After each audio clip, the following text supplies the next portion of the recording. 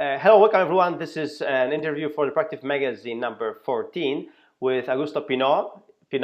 I'm a writer. I spend most of my time writing about productivity and writing fiction. Writing productivity because it's one of those things that I need the most. And because of that, I have spent an incredible amount of time learning how to be more effective, how to save minutes in order to gain hours. Right now, recently, Augusto published a book, and it's 25 tips for productivity, and it's an only e-version. Right now, at least until December, is going to be exclusive for Amazon. And you can actually find it in paperback. It's available in paperback in the States, of course, Barnes & Noble. So anyway, I just read the book. I really loved it, and it's a very down-to-earth, very 25 really cool tips. Actually, this book had two experiments with it. This is the first book that I wrote first in Spanish, and then I translated in English. Even that the publication originally was first in English, and the Spanish version is coming soon. This is the first book I write in Spanish. That is my primary language. The other two, I wrote them in English. So the first draft came in a week. I started the first draft in a Monday, and by Friday afternoon, I had a first draft, and it was really fun to do. You know, you've read Getting Things Done way years ago, and you know, once you've implemented many things, and you mentioned that in your book, many things become common sense for you, become logical things. And I like this chapter in your book when you question common sense, because what is common sense for you doesn't mean it's common sense for everyone, right? I make the point, and I've been saying this for years, that common sense is the most uncommon of the senses, actually, because it really depends. You know, if you touch, everybody who has a feeling has the same feeling of touching. But when you talk about common sense really depend on what is your experience. Mm-hmm. And even if you mentioned Getting Sun, when you read the book, there is a part in the book that he said it. You know, all these principles are just common sense. And I have always chuckled at that part because it's not true. It's common sense after you apply them, yes. But many of them, the first time you read them, it is like, oh, wow. I remember to this day, the first time I read about the 2-minute rule. Yeah. The 2-minute rule was something like, why I never thought about this thing? This is fantastic.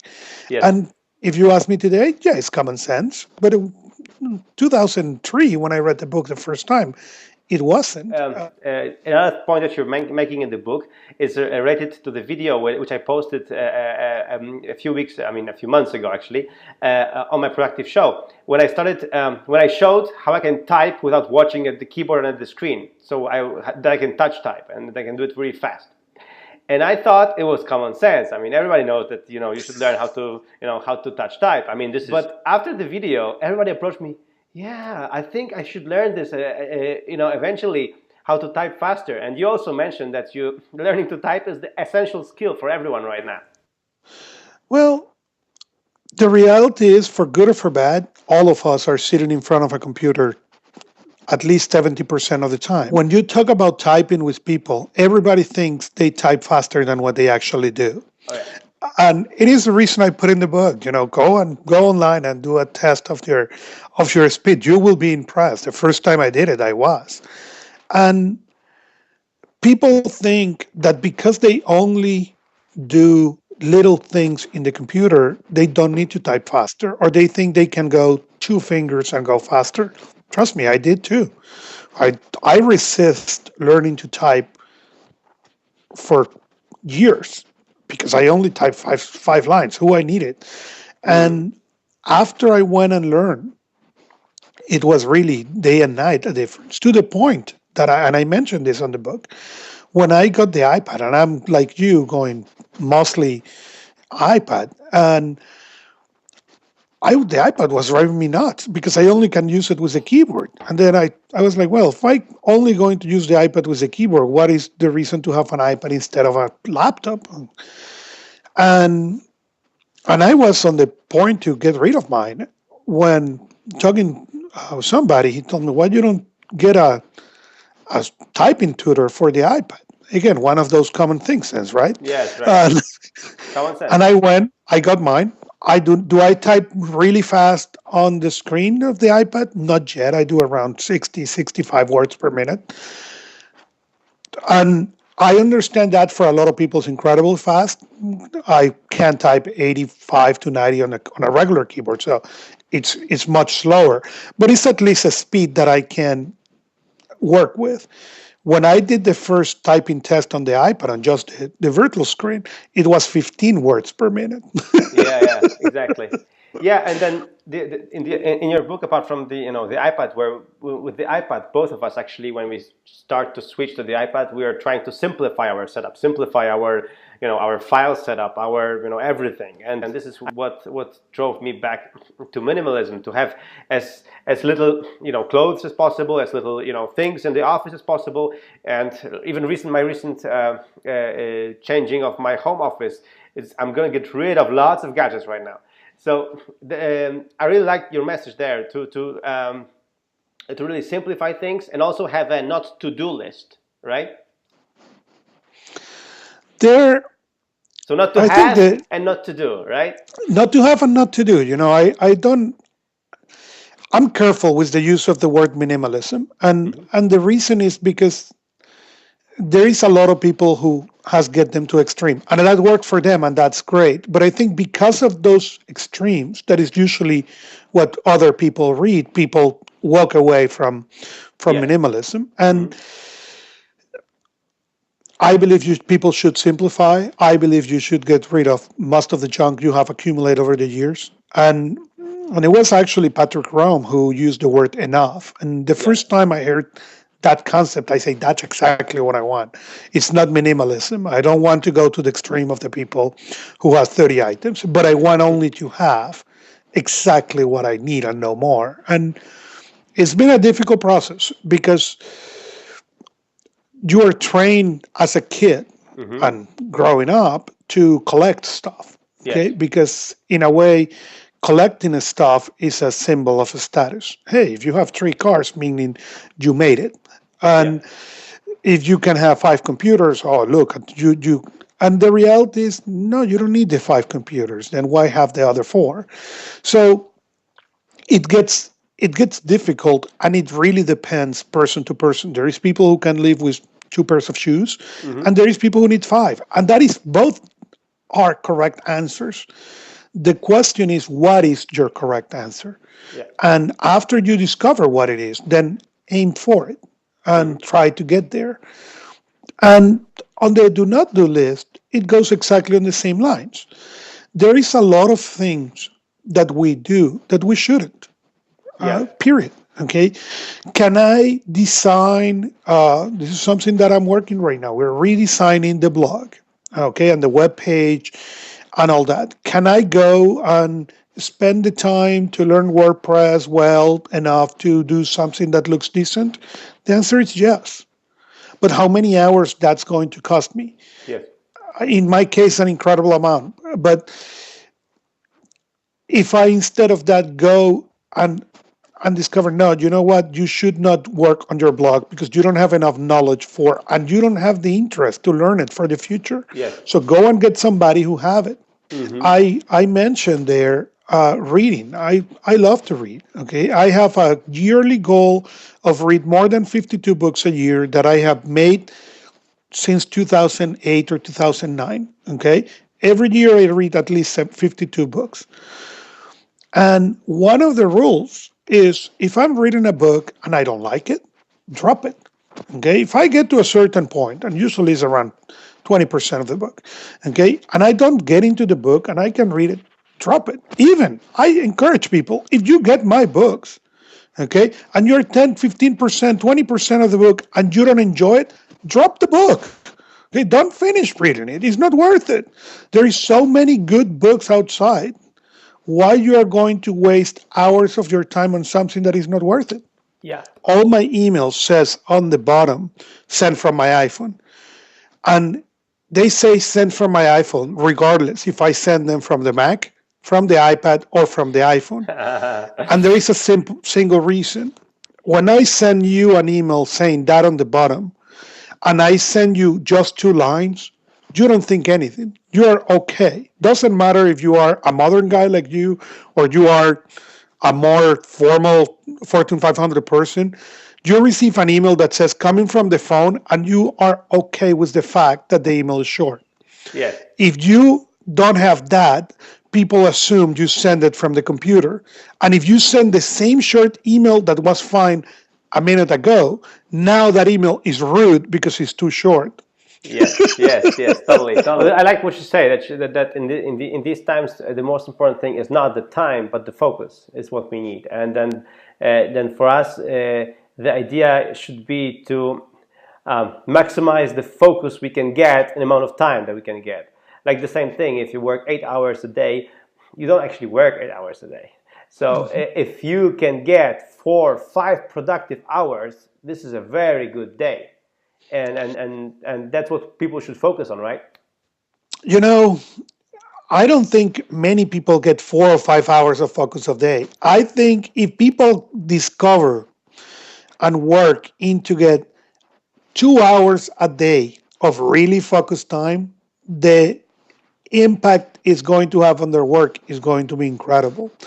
I know more people who has less than 15 minutes of focus a day, okay, than people who had an hour. I have friends that they don't have that. Okay, you see their calendars and they're booked 2 or 3 times on the same hour, and you look at them and say, "How you are doing?" Well, I attend to one meeting on GoToMeeting in the computer, the other one on the phone, and the other one in the cell phone, and then I have the headphones and the phone. And you look at that and you say, "It's not more effective you quit off all those meetings and make a 10-minute meeting." Yeah. But because of the environment they work, that's what is expected, that you are going to be booked 2 or 3 times per hour and figure it out. And on top of that, they need to do email. And on top of that, they need to do their work. Mm-hmm. If these people is able to see their calendar and really block 1 hour of real time, of real focus time, shut off the cell phone, shut off the email, and think. These people, instead of working the 60, 70, 80 hours a week they will be able to go to 50. I also like what you said about your ritual, about weekly review ritual, that you're going to Starbucks, you have your special kind of coffee there and everything. And this is really something that I read recently about this theory of small victories. That when you have this, when things go, I mean, with the small victories, you get the momentum, and when you get the momentum, you get things done. Mm-hmm. I've been doing that ritual for years. It's a venti coffee. I only get it on weekly review. I may get other Starbucks during the week, but that coffee it's only on weekly review time.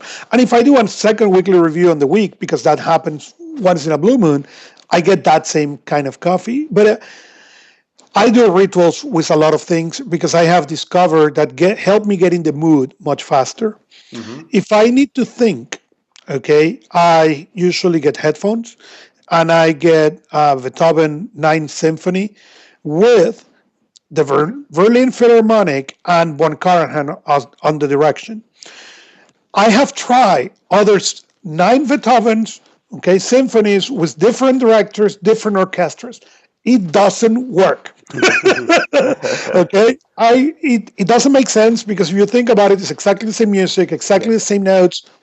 There is something about that album that makes a difference and help me to get into the mood, into the thinking mood much faster.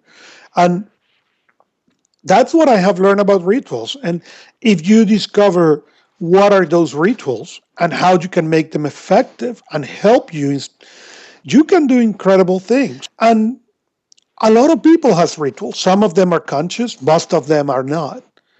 But if you learn to identify what makes your ritual conscious and then push yourself towards that, you are going to be able to get in the mood and do things much faster. It's like people who do exercise. I had a friend of mine who he before he left to work, he get into gym clothes. Okay, what that has generated is that he is stopping the gym much more than before. Before he left to work or how to leave work going home, and he said, "Well, I'm going to stop in the gym." And then in the middle of the way, he was, "Oh well, I'm tired. Well, I go tomorrow to the gym." Now that he dressed up in the office and get shorts and jeans and shirts and sneakers and all that, he said that his improvement on stopping in the gym is more than 50%. Yes. Why? He's the same tire as he was before, Yes. but he's already dressed up.